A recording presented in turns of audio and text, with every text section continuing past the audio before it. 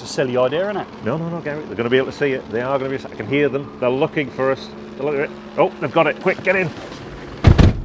You see, I told you it was a great idea to put that QR code on the roof of the van when we had it wrapped in case we're parked up near an airport or there's someone with a helicopter flying over and they want to quickly find the eFIXX website. Well, that's your advice. My advice was not to get the van roof wrapped because there's better ways of spending your budget. Well, and that's what this video is all about. We're looking at sign writing and wrapping of vans and how it could be your most valuable asset.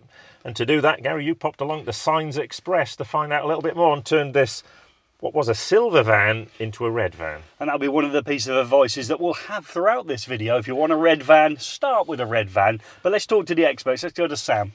So I've dragged Sam out of the office here at Signs Express in Bedford, and I've got a question for you, Sam. I've got a limited budget, I've got a choice. Do I brand up my premise or do I brand up my van? What's your advice? Your van.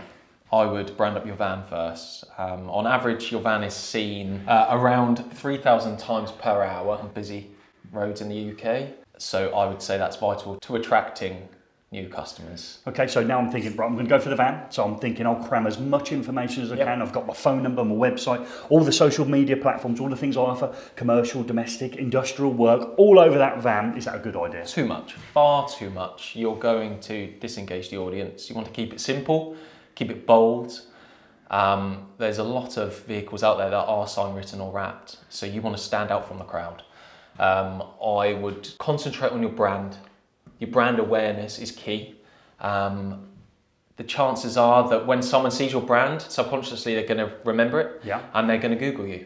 So I wouldn't even think about, you can put your website on there, you can put your phone number on there, maybe as a minimum, but if your van or vehicle stands out, I don't see why you'd need to put that on there. All right, good example. So the eFIXX van, people see eFIXX, they'll Google eFIXX, they'll find my website anyhow, so the website becomes really important. Now, if I was really being on a budget and I'm thinking about the van, which part of the van is the most important to brand up? So the rear is definitely vital. For example, if I am stood in traffic or at traffic lights, I'm going to be staring at the rear of that vehicle for some time. And subconsciously I'm going to be taking in that brand. So yeah, I'd say the rear is important. The sides are just as important as well, but I'd say that the rear is kind of a fundamental panel. So good advice for us there. So if we're choosing between premise and vehicle, we choose the vehicle. Ideally, we keep it simple. We think about our brand being the most predominant feature and not crowding it loads of information. If we go back another stage, maybe the back of that van, if we were on an even smaller budget, would be crucial as well. So thank you very much. No problem. Well, you look like you had far too much fun down there at Signs Express, Gary. And ever since he got back, he's been the world's biggest expert on sign writing, van wraps, text sizes. But I think really the true expert there was Sam, and he did give us some gems of advice that hopefully we can pass on in a bit more detail. Yeah, keep it simple is the one, isn't it? How many times have we been going up and down the motorway to different events? We watch a van come past us at record-breaking speed. We try and work out, first of all, is it an electrician's van? And therefore, if it is, we can give them a shout out on social media. Yeah, and that journey actually from that is, can we find them on social media? And we'll come on to that. But it is surprising that Sam sort of summed it up, because we're going down the motorway, we're normally behind somebody. Yeah. It's the back of the van that seems to be the most important area. Yeah, and that was surprising to me as well. You would think that side and the front of the van are really important, and the back doors, well, they're just the back doors. But yeah, dead right, isn't it? You pull up in a queue, and the first thing you're looking at is the back of that vehicle. That information is being sucked into your mind, whether you believe it or not. Yeah, and it's amazing. We see it all the time, and again, Sam emphasised it there, that text size. Yeah. You put too much information on. To get that information on, the size of the text shrinks, so therefore you can't read it. So actually you've just basically wasted your time. Yeah, absolutely. It's the brand. So you've got the brand in your mind. That's what you remember. Maybe you've only got 3 seconds to remember it. Next thing you're going to do is going to Google search it, and you're going to hope that that brand appears in that first page on the search, aren't you? Yeah, and then sometimes a little bit of a tip there, because a lot of electricians, we know that choose their initials as their company name, and there's nothing wrong with that. Naturally, you want to do it. So say you're ABC Electrical, there's a problem there. You've got your van, you've got your great branding, people can see you're on social media, or they start trying to Google and find you in that area. And what happens is a different ABC Electrical comes up from a different part of the country. Now, you can't solve that with your van, but I would suggest you try and solve it in whatever way you can. Make sure your social media is up to date, mentions the area you work in if you're a specialist in that area, but that's something you can correct that, but it starts with the van. That starts with that journey and the number of people who see it on a daily basis. Yeah, it's really important, but that's the brand aspect of it. And how many of those vans we've already seen in this video have got very tiny writing that you're not going to be able to spot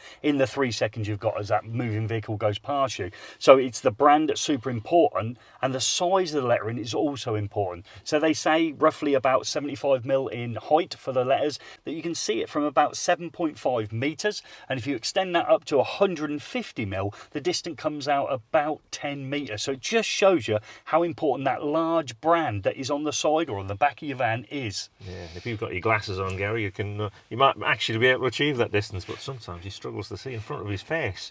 But I mean, that's a great point. You know, you scale the letters to the size of a van, that's actually not much information you can fit on there. No, it isn't. And I did a little exercise once with our van when we were trying to, you know, we might not have got it perfectly right because we went to the sign writers after we'd designed it, but just doing that little test, print off something and walk down the street and see if you can read it. Because if you can't read it yourself, there's no chance anybody else is going to be able to read it. You suggested there that we did something slightly wrong, and as Gordon said he's done something wrong, I'll bring that one up. We like a red van, wouldn't we? Yes, and that was, I guess, one of the first tips we found when it comes to budget.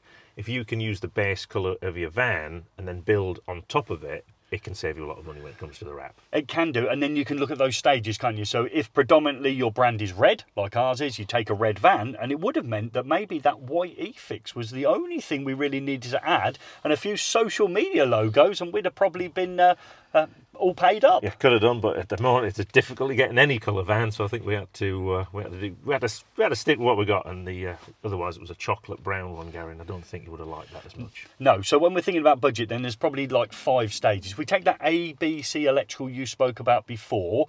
First of all, obviously, the first stage would be just to get that brand onto the van. We're saying the sides and we're saying the back as priority, aren't we? Yeah, but just starting with the panel. Yeah. So I mean, you know, the way vans are designed, there's some natural panels. Fill that up with some graphics, and just basic graphics on, say if it was a white van. Yeah. Then take it to a next stage, possibly do the whole side of the van. Okay. And then if you've got a really standout logo, put the logo nice and big on the van to obviously break up the colour if you've got a big white van or something like that. And then that next stage is when you're sort of getting into wrap territory, because you're going to go stretch things around the van. But even if you've got a white van, adding a little bit of a wrap possibly to the back, because we've said that's your is that next stage, and then obviously the full blown one is the full wrap, which does have some advantages as well, doesn't it? It does. Obviously, it's going to look nice because you've got all of that colour, but you think about maybe you've leased that vehicle or you're just going to sell it on when you finish with it. Actually, the wrap itself will protect the paintwork underneath. So that's a brilliant process. So when we turn this van back, at the end of its lease, we'll be able to peel the red away and it becomes a silver van. It's a silver van, it's not a red van. Not a red van. It might look like a Jamaican kettle drum, but at least it's a silver Jamaican kettle drum by the time we're finished. A few dints in there. We went full though, didn't we? Because we did do the bonnet. And we did do the roof. And now when I was down at Signs Express in Bedford, and they're all across the country, I chose the one in Bedford because it best matched my needs, and it meant that I could drop it off there and obviously wait, in our case, a couple of days for it to be done. Depending on which of the 5 we've just described there for the ABC electrical, it could take as little as half a day in order that you get your van back. It was quite important to us. But at no time when I was down there did they say it was a good idea to wrap the roof. Well, we'll have to see if anyone, there is a special QR code on the roof that's there. If you manage to snap that, we might even have a special prize for you, because we can tell if that QR code has been triggered. But obviously we'll come to that. We've wrapped everything. Yes. Is there any special care tips that we need to worry about? Absolutely, yeah. I wouldn't take it from having it wrapped and straight to somewhere to have it jet washed. Okay, that would be a no. You've got to leave it at least 7 days.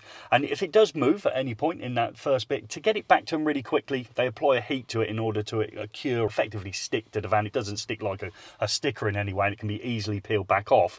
But obviously that jet wash is 100 miles an hour, okay, with that water coming at it. If you do take it to anywhere, make sure, if they're not aware of how to deal with a wrap, to get out the van and say you need to be some distance away from it, you know, many meters, and not to have it at an angle. Obviously you don't want to hit the side of the wrap, you want to hit it front on. Okay, so I've got to stay away with the Karcher. Yeah, and if I do go near the cart, I'm not trying to lift up. I'm not. Oh, I've got a loose edge there, and keep on attacking it with the cart until the whole van's de-wrapped. That's a good tip, that, Gary. I'll remember that. And my tip is to get the family at home. My daughter's been washing the van by hand for me, and that's the best way forward. Signs Express are all across the UK, and they don't just do van wraps, do they? I think the name gives it away, Gary. It's Signs Express. I couldn't say signs quickly. Yeah, I think those other things you might want branding for your business. I know mats are popular, right? A lot of electricians using work mats. Yes. Things like that. Site boards if you're going to be on site for quite a while. So it's a sort of a static signage board, and that could be great, isn't it? Because if you're going to be there for a while, and then people say, oh, they've had a bit of work done. We want the same. Who did you use? All that sort of. It starts that word of mouth process. But I think they'll do anything. Mugs, stickers. Yeah. They'll do a lot. And we started off at the start of the video saying not to put a sign on the actual building which you work from, but they also do that as well if you were prioritising, we said, to do the van. But you name it, as I walked around there, everything on the wall was unbelievable. You couldn't believe what they did. You name it, they did it. There was tons of stuff. Yeah, and obviously I think it's full design service as well. It if you is, need yeah. that support, because a lot of people contact us and say, oh, how do I get a sticker done or a logo done? We did it in reverse. So I guess another mistake we made. So we had the design done first and then tried to find somebody to put it on the van. And then we learned all the mistakes of, oh, well, you should have thought about this, you should have thought about this. So I think, I guess a bit of clause and advice would be to approach the experts first before you take the plunge on the full design. Is there anyone in your neighbourhood who's got their van wrapped and you want to give them a shout out? Leave it in the comments below, because they've made an absolutely fantastic job of it. Have you listened to this video and the information we've given you here, and you thought to yourself, that saved me a few mistakes that I might have made when considering having my van wrapped? Have you recently had your van wrapped and seen an increase in business? We'd love all those comments. If you leave them below, we'll try and get back to as many as we can. And most importantly, have you got a QR code on the roof?